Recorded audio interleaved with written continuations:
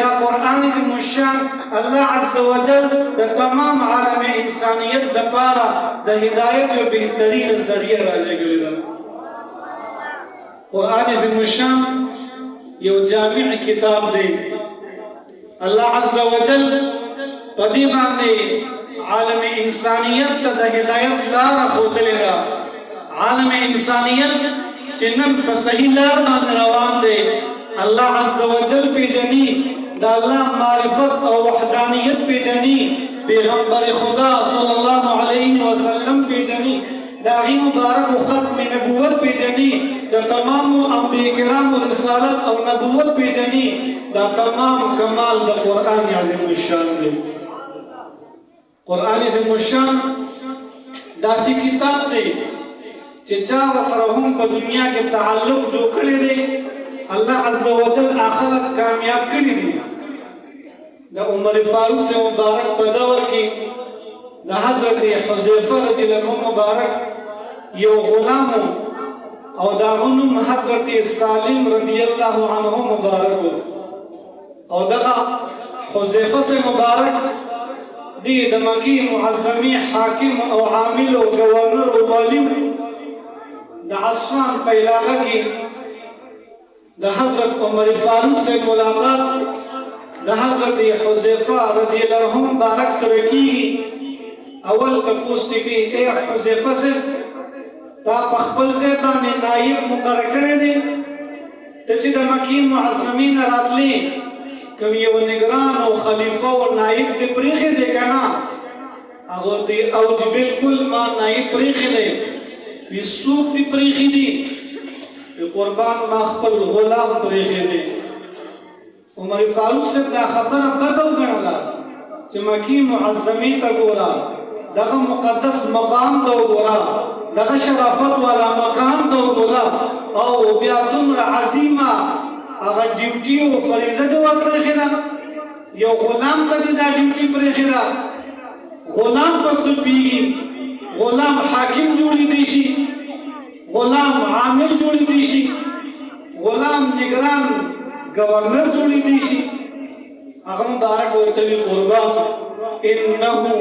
لقارئ لکتاب اللہ عز وجل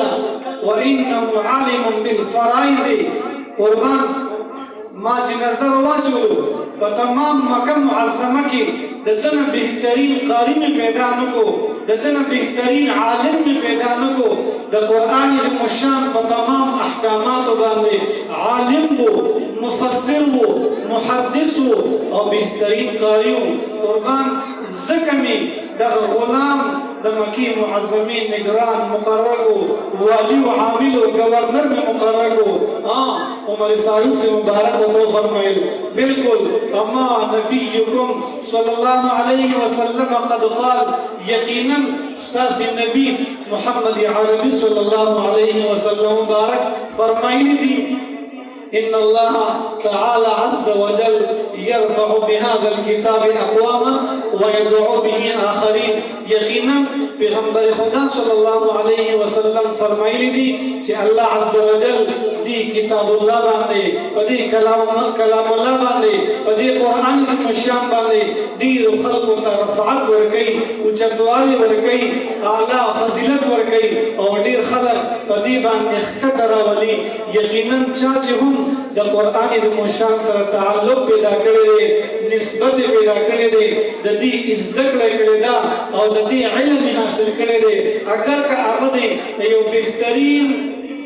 خاندان فضیبان دے دا کمزوری خاندان کس ولی نوی اگر کا آغدے یو کمزوری شخصیت ولی نوی لیکن دا قرآن عظیم الشان دا دی علم بخاطر باندے اور دا قرآن عظیم الشان دا خدمت بخاطر باندے اللہ عز و جل اغتا دیر اللوی مرتبہ ورگئی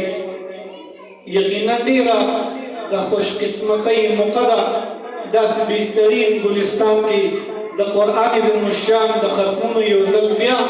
کل سلسلہ رواق شوا ام پاکی دا قرآن عظیم الشان دا ناظری ختمون وشو او ورسرہ پاکی دا قرآن عظیم الشان دا حفظ هم ختمون وشو اللہ عز و جل دا دی طول وقت مبارک باد او مبارکه او برکت ذریعہ وګرځي او الله عز وجل مزید نور علومهم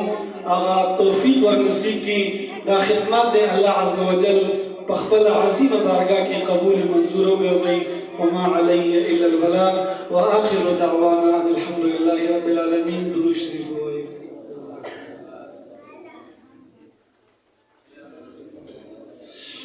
माशाअल्लाह जज़ाकल्लाह। दलील बयान नमाज